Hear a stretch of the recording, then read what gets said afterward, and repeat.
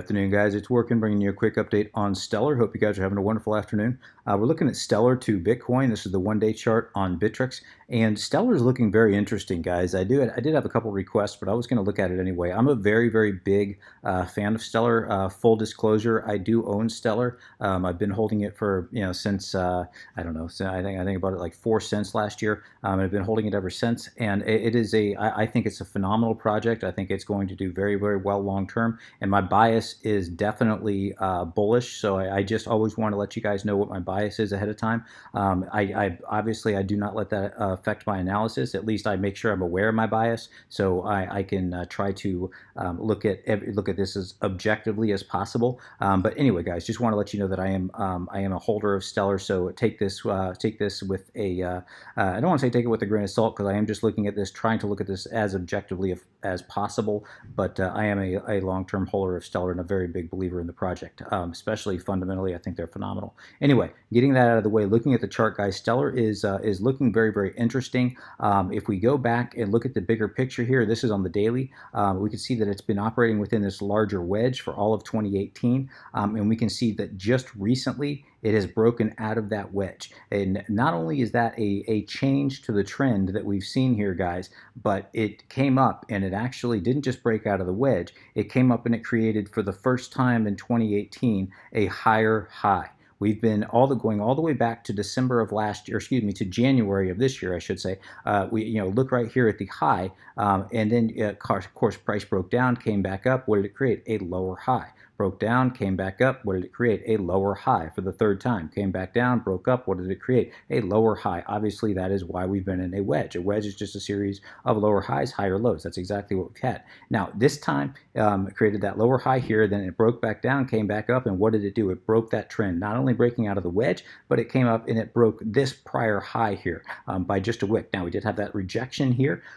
Pardon me, but it wasn't that strong rejection that we've seen the last 4 times. It's actually looking rather healthy. And let me show you what I see. Before I zoom in here and look at this a little further, let me show you what I see on this chart. Looking at this, again, purely from a technical, non-objective point of view, I am seeing this. If I just draw wick to wick on all of this here. Actually, let me make this in yellow so you can see it a little bit better.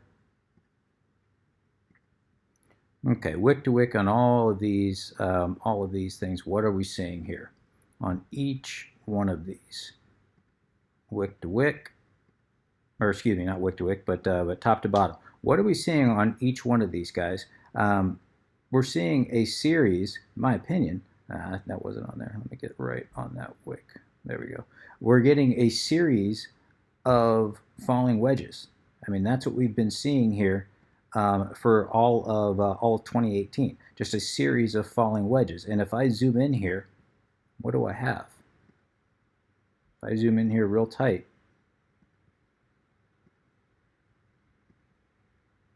well, that's not what I wanted. Sorry, guys. There we go. If I zoom in here real tight, guys, what do I have? Again, just another falling wedge. Get it right on there. Another falling wedge, much smaller. Each wedge smaller than the next, but this is in line with this pattern, the fact that we've just broken this higher high, but this is in line with this pattern. So if I just look at this pattern and look at this series of what we've been seeing for all of 2018, this alone would, just the fact that we're seeing this falling wedge here, it's smaller, but albeit it's still there, we would expect a nice little bounce. I mean, that's what we've had the last 3 times. Came the bottom, back up. Came bottom of the wedge, bounced up. Came the apex of the wedge, back up. Hit the apex of the wedge. Now, it may not. Obviously, this is a slave to Bitcoin, just like all other altcoins. Stellar is no exception. It is going to be a slave to Bitcoin. If Bitcoin breaks down, Stellar is going to break down without question. But if Bitcoin just continues to move sideways, I do think that Stellar has a very good chance, at least for a quick swing trade, of pardon me, guys. Gosh, I've got this cold thing going on. A very good chance of bouncing off this zone. Now let's look at this a little bit closer. If I go swing low, swing high. Sorry, guys. Stand by 1 sec. All right. Sorry, guys. Had to pause the video. When When the better half calls, you got to answer. All right, so if I go swing low, swing high, what do we have? We're sitting here bouncing right on top of the 50, bounced just a little bit through here, but we're looking at this as a wave one, so this being a 1-2. If we put our Elliott head on for just 5 seconds, this could clearly be a 1-2. And where do the majority of waves 2 end up? The majority, about 60, I think it's 60, 62%, somewhere there about, depending on which statistic you use. Wave 2 retraced to waves 2. That's a tongue twister. The majority of waves 2 of the second waves. I can't talk, guys. This is getting funny. All right, the majority of wave 2 retraced to about the between the 50 and the 618. And this is exactly where we are. We're bouncing right on top of the 50, just below, right between the 618 and the 50.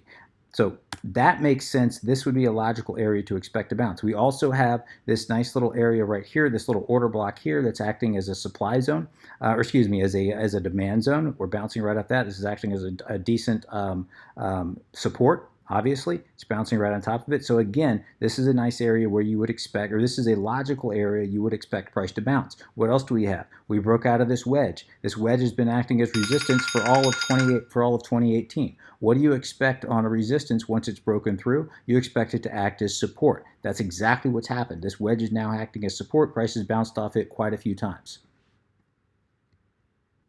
Sorry, guys. I keep having to answer my phone. So this is the logical area that we would expect that bounce. Right on top, right between the 50 and the 618, right in this supply zone, or excuse me, this demand zone here. We can see from this prior order block, it's exactly where it's bouncing right off the top of this descending support line here, which is acting as support, was resistance, now acting as support. So we're getting a lot of positive technical indicators that's showing us that this is where we may expect a nice little bounce. Now it may come down, wick into this zone a little bit further, but it would not be a bad idea in my opinion. And I did pick up a little bit of stellar once it dropped down in here. I picked a little bit up at about a little bit more up, I should say, at about 36.50. Now we'll see if it ends up panning out. But this is not a bad area if you're interested in stellar to possibly stack in a buy order and target this zone up here between about 42.20 to 44.30.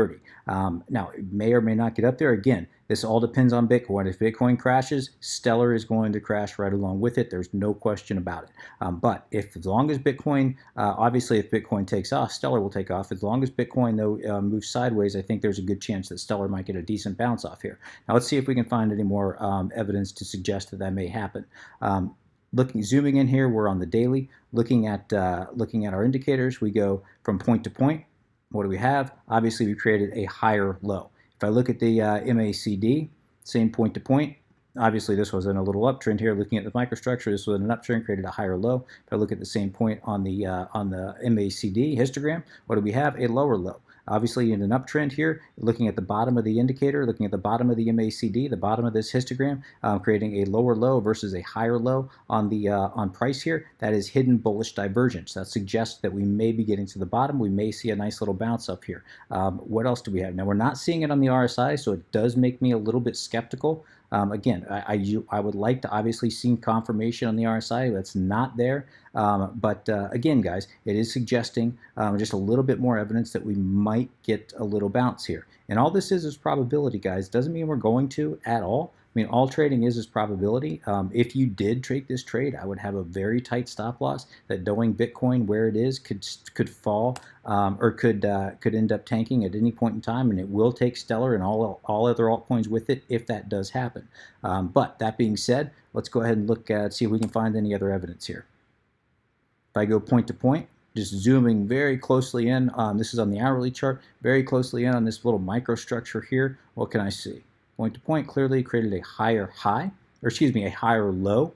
And if I look at the exact same point on the MACD, created a lower low. Again, hidden bullish divergence, suggesting we might see a little bit of a bounce here. And we're also seeing, now this is only on the hourly, but we are also seeing this just slightly on the, actually no we're not, I'm sorry guys, I looked at the wrong place. So we're not seeing it on the RSI either. We're only seeing this on the MACD, on the hourly as well. Again guys, so we're not getting that confirmation. Still, it is there. It is something to look at, and when you piece together all the evidence, is this a decent place to possibly pick up a little bit of Stellar? Yeah, I can't give you financial advice. That's completely up to you. But for me, it's looking, this is looking like a possible good buy at the moment. I can at least make a good case for it. Again, this thing might tank, and if it does, no problem. We don't win every trade. Personally, I would have my stop losses set right below here. If I zoom in here, guys, this is where I'd put my stop loss right below this wick, sitting at about 3,500, 3,490, somewhere thereabouts, right here. Expecting if price does end up breaking down, if it does break below this demand zone right here between 3670 and 3550, if it breaks below 3550, it could be a very quick drop all the way down. There's really not a lot of support until we get down to about 3160. Now there is a decent demand zone down to 3160, between 3160 and 3060. This little 100 Satoshi range right here. This is a decent demand zone here, and below that we have another demand zone at 2954 and 2870 Satoshi, between 2954 and 2870 Satoshi. This is another demand zone down here. So there is some decent support once we get down to this area, but between 3550 and 3160, I think that if that does break, it'll be a very quick drop. So if you do take this trade, make sure you know that the risk, and make sure you have your stop loss very, very, very tight. If this does drop, I would trigger my stop here, and I would add to my position down here between 3160 and 3060. That's just my personal opinion. But I do think we are seeing some structure here. I do think that this is not a terrible, a bad idea. If you are interested in Stellar, this may be a decent time to pick it up. We are seeing some bullish. We are seeing some bullish indications on the chart here, and again, all we can do is play probability. If you are interested in Stellar, it may be something to take a look at. Looking at the 4-hour chart, guys, we can see that the Bollinger Bands are starting to bottleneck here. We can see that the 821 and 55-day EMA are converging. That does suggest a larger move. Now that move may be down, and again, if Bitcoin tanks, it will be down. But for now, it looks like it's gearing up for a possible larger move. We come over here to the daily. We can see that the price is sitting right on top of the 21-day EMA on the daily chart. That's a bullish sign. As long as it can hold above the 21-day EMA, that's a bullish sign, guys. Now, if it does break below the 21-day EMA, again, that might signal a shift in momentum towards the bears, and at that point, you want to be very, very, very careful. But as long as we stay above this 21-day EMA on the daily chart, guys, that's a rather bullish sign. It tells me that the bulls are still I wouldn't say in control, but are still very much in this fight. We can also see the Bollinger Bands on the daily chart starting to bottleneck, starting to constrict, also suggesting a possible larger move is to come. So I'm going to go ahead and wrap it there, guys. If you have any comments, questions, suggestions, please let me know in the comment section below. As always, I would appreciate an upvote if you have enjoyed this content. Until next time, guys, please trade safe. Take care of yourselves. This is Working, signing out.